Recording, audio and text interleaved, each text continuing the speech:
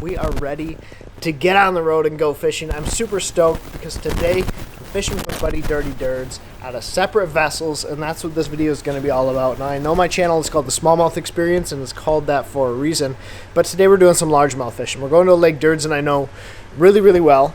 We're going to be breaking it down in separate vessels, and it's going to be just a really cool video. I'm going to kind of leave it there until I get to see Dirty Dirds and talk to you guys about what we have going on, because it should be a lot of fun for you guys to watch, for me to do, and to go out and hopefully catch some big green fish. Water's starting to warm up finally. We have this insane supermoon. The supermoon of April. I know it has a name. I don't know what it's called. Lots of things lining up where this could be a pretty cool day. Hopefully, maybe one of us are going to figure it out with this bite, and then we're both going to go catch some big fish today. But let's get in the truck. Gotta go get the big old girl that's coming with me today, and let's get it going.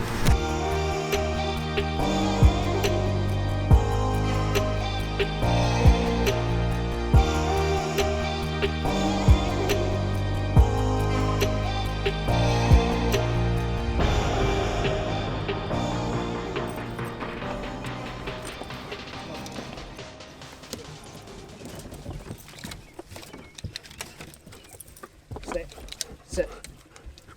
Well, that was a bit of a fiasco. There are no docks in, so just trying not to bang it off too many rocks. She's on the boat, I'm on the boat, we're safe, ready to go. Meet Dirds at the other ramp, so I'll catch you guys here in just a second. My buddy Dirty Dirds is over there, but we have two new additions to the Dan and Shay, Nate and Ben family for the season of 2020. One is my quarantine fishing buddy, Miss Lily, who's not supposed to be on the front deck. And two, which I'm super stoked on. Look at that. What's up, guys? The Tin Hammer is no longer the Tin Hammer. She's a little rough. It's been a lot of work getting this thing ready, but BSB has been christened. Blood, sweat, and beers. That's what this boat is taking, and I tell you what, spent a lot of blood, a lot of sweat, and a lot of beers working on this thing, but it's our first day out. We're gonna see what happens. This may be the smallmouth experience, but this is really like the friend experience. Like, this whole channel is all about like going out and fishing with buddies, and oh, dude, I'm super stoked that I can be out here with this dude when he brings his boat out for the first time on a lake that we both know really well. Oh. This is a lake of a lot of firsts. You know, this is the very first lake that Ben and I fished at together. We have some great memories here, catching big ones and having some great days out here. And it's only fitting that we go to the lake where we first fished together to, you know, the first time this boat is getting in the water. Isn't that crazy? Yeah, it's kind of an interesting moment, I would say. That's why I'm wearing sunglasses, guys. No, we're gonna see what we can make happen, have a lot of fun, and hopefully teach you guys something, and let's catch some fish, dude. Let's go. I'm ready.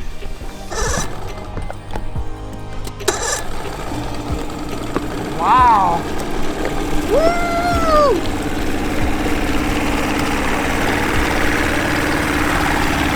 No pounding or nothing.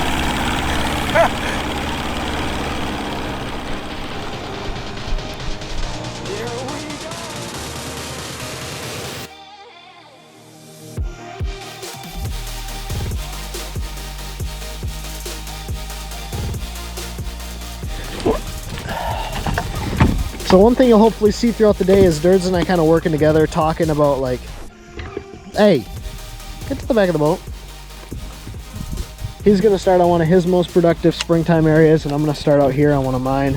And we're going to try to break this thing down. We're going to see what we can make happen. Oh, gosh, I am so excited, man. I don't know if I'm cold or I'm excited, but my heart is racing and I'm shaking. I'm starting out with a jig. It's one of my favorite largemouth baits of all time. But I'm starting on basically a main lake point with some wood on it. Seeing if I can't get a big bite early. And then as this water warms up, hopefully these fish will push up shallow. We had that big supermoon last night. Okay, so this fish might already be moving up, but we're gonna start here. We got all day to fish.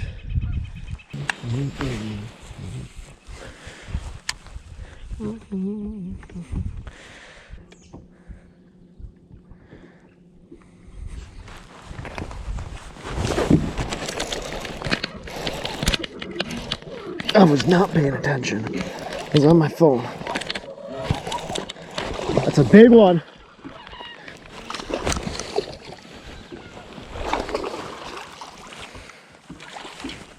Whew!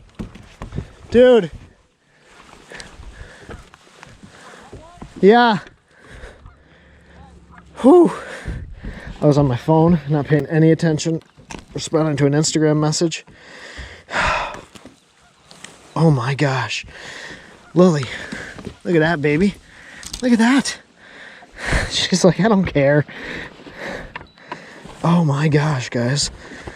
3 pounds. Skinny still. Not moving that jig. Zeros.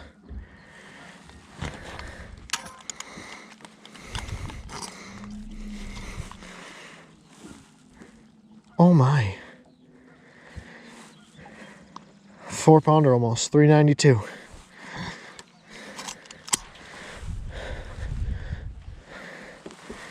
Look at that.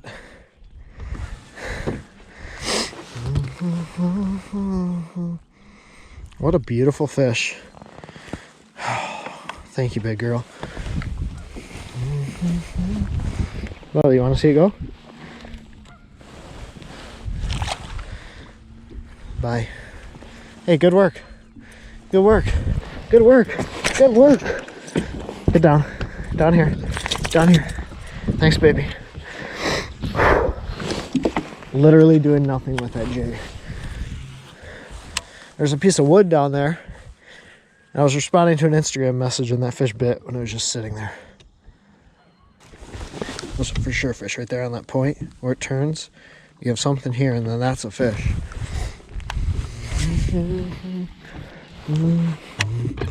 Oh, I made such a long cast, I didn't need to do that. Oh, there he is. See if he'll eat it. Right next to the boat. He followed it out from that stump. Man, I knew there was a fish. Oh, see if he'll eat it. Oh my gosh. Tore my trailer off. Oh, I'm shaking. That's insane. That is so crazy.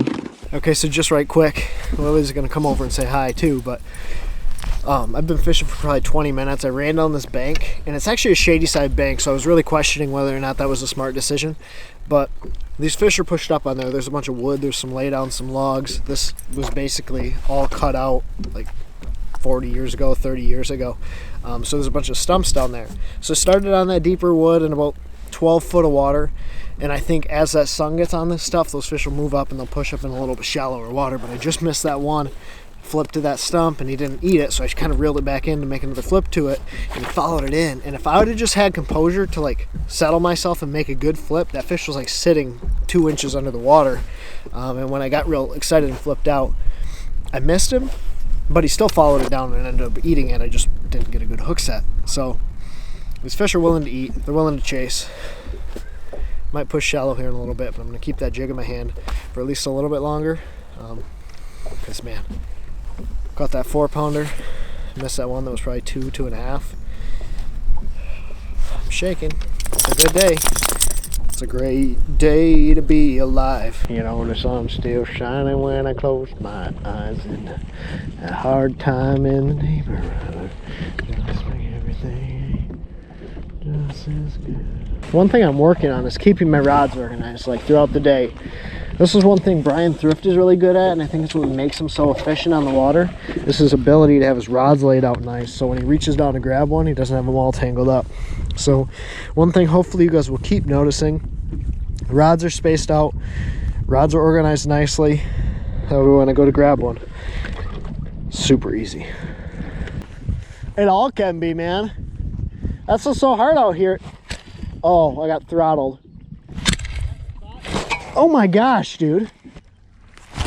Oh, what is going on with my jig right now? It's like as soon as you go to lift up, you got a fish? Another one?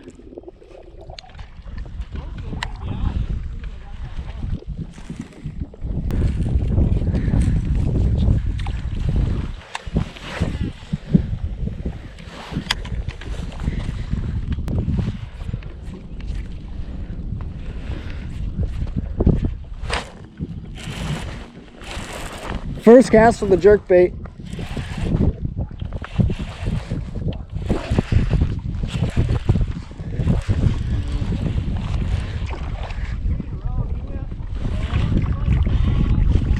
I got one.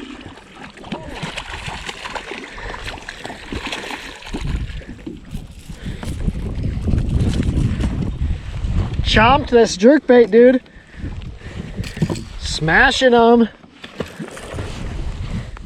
Oh. On the jerkbait. I know. Because you have that sand with the inside grass line. Yeah, moderately. I'm sitting in 7. Yeah, I know.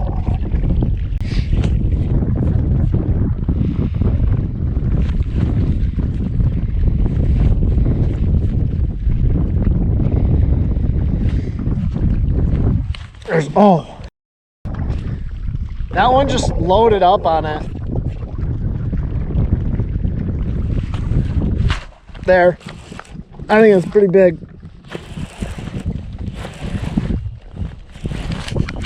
Oh. No. I mean, a good one.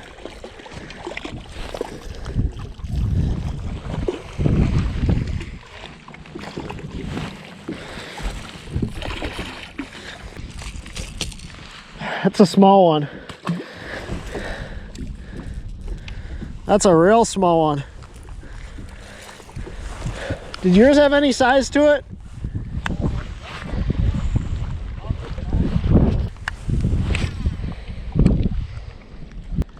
I mean, she does not care at all.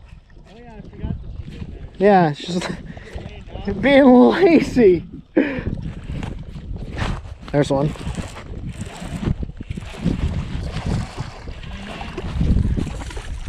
Yeah, very small.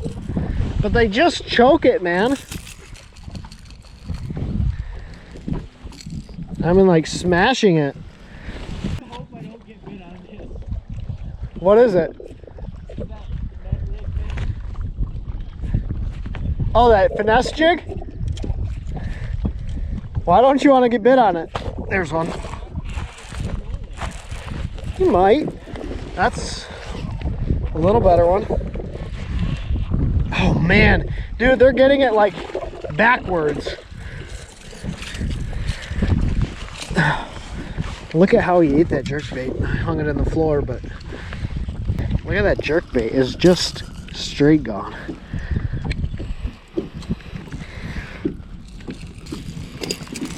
Not a big fish, but it's fun.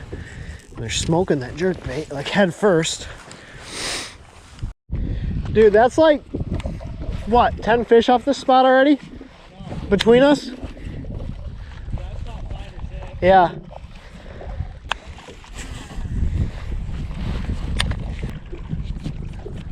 There's one. Oh.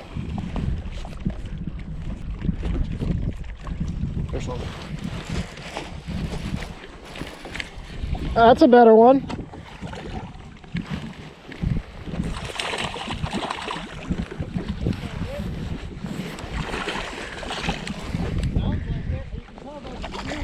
Yeah. Yeah, that's a better one. Still eating it head first. Thanks, fish. I think what's happening, man, is their metabolism speeding up so quick. And the sun's coming out and they're willing to chase. And with that moving bait, you just have a better shot of getting them if they bite it. Whew. There's one. There's one. Right where he should have been. Oh, there's one. When they hit those jerkbait, it opens up their mouth. So they feel really big coming in. As fun as it is, I hate catching them on a jerkbait because I just want to swing them, unhook them, and get back in there. These hooks are so sticky sharp. Another solid 2-pounder. Looking for a giant. It'll happen.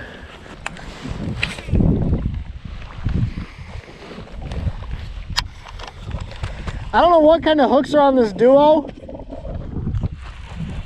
But these are some damn good hooks, dude. Oh, that was a weird bite. He like hit it and then kept coming with it, and I didn't even know I had a fish on. This might be a better one. Oh, that's a real big one. I don't have a net out.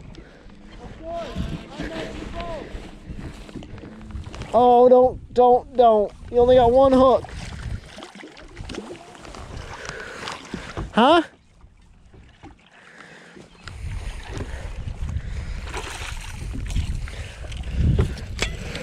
I guess not a giant, but a 2.5. It's a solid fish though. Heck yeah. Not a giant, but a solid one. The way he hit it, like that one hit it and I didn't even know it was on there. He just kept coming to me.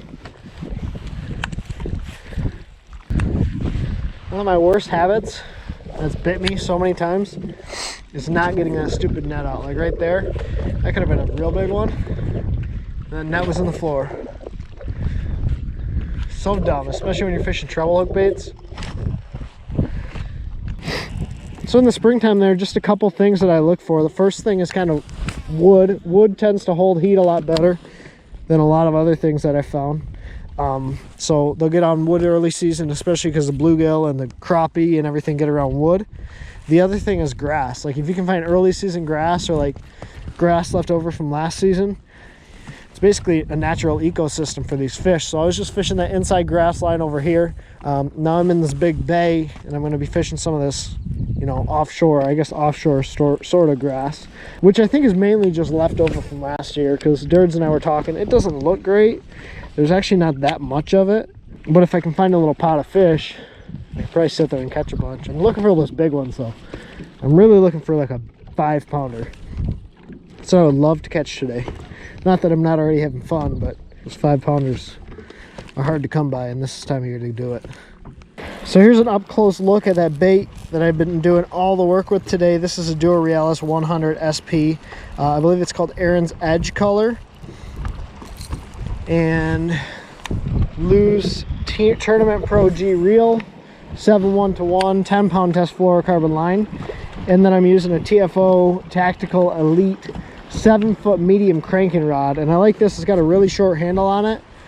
And because it's a cranking rod, it's a super slow action, which helps me keep these fish pinned. I haven't really pulled fish all day, which has been really, really key. I mean, even ones that had just barely got the jerk bait. Although I will say, most of these fish that have gotten the jerk bait today have absolutely throttled it. They've gotten both hooks, or they've gotten the front hook, or whatever. So it's been kind of the deal. I mean, I obviously caught that one early on that jig. With this wind picking up, I'm gonna run these windy banks and see if I can't catch one of those big ones. Pushing up there, feeding on bluegill, feeding on bait fish.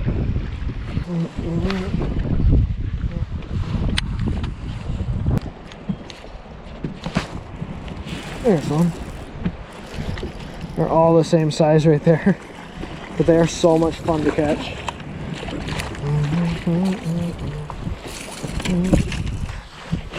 So what we're gonna do is finish out the day on the spot where Dirds and I got into that little flurry, because the wind's blowing on it, the sun's been up on it. I think these fish are gonna even be biting better than they were. And fishing it with that jerkbait allows me to cover water, but also trigger bites. Shallow water's warming up quick. There's some grass here, a good inside grass line, which is where these fish are positioning. Just a really textbook location for pre-spawners. It leads way back up into a spawning bay. So this is kind of like one of their first stopping points before they go back up to spawn. So it makes it a really good opportunity for these fish to key in here. There's one. They hit it so hard too. I think this is the best place for me to have a shot at a really, really, really big one too. This is a good one. A lot better than the last spot I was on. Watch out, low.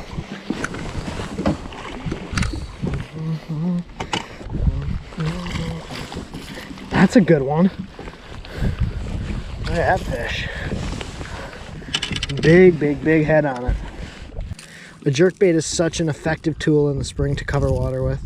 You can cover water, get a reaction bite, and fish absolutely throttle it. Look at that fish. What a nice, chunky springtime Michigan bass. Beautiful, beautiful fish. They hit it so hard. Every single one has gotten, well, with the exception of like one or two, has gotten both hooks. They're hitting it head first, so seems to me like that color is doing its job. One of the awesome things about a jerkbait is the ability to trigger both reaction bites as well as get lethargic or like really finicky fish to bite it. Because it does pause and it suspends nose down, fish that might otherwise not come up and eat a moving bait will come up and eat this thing because they can come up and look at it. When it goes to move again, they'll bite it. So it's just a super unique bait, and it's probably what I would consider one of the best springtime baits, especially if there's any sort of wind or chop on the water, because you can cover water quick, fishing it relatively fast. Water temp's 48 degrees, so as soon as there's one, as soon as that water hits like 45 degrees, I like to throw a jerkbait because you can really get fish to go on it really good. It's probably no, just another cookie cutter.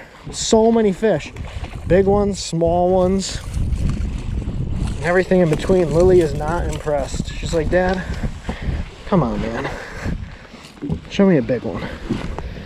I'm trying. I'm gonna make a couple more casts and be done here, but honestly, man, a jerkbait might be one of the best baits when there's wind on the water, when there's chop. Water is above 45 degrees. There's so many benefits to fishing a jerkbait, and it just catches a ton of fish. Now, I love fishing a lipless, love fishing a jig, but a jerkbait is just such a good search bait, such a good tool, especially when it's windy. These fish are moving up, they're hungry, and they're active. Might be one of the best spring baits ever. There's one.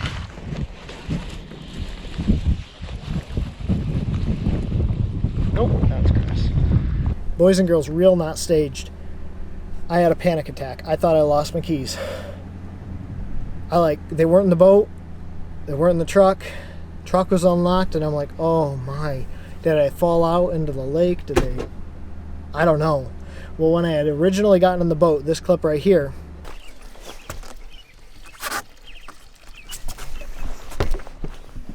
I must have set the keys down, and they were literally sitting 2 feet from the boat ramp all day. I found them after like 30 minutes of looking. My heart rate, let's see what it is. My heart rate is currently 110. It's normally like 75. Oh, wow. Let's get this boat on the trailer. That's the end of the day. Hey, look at cutie.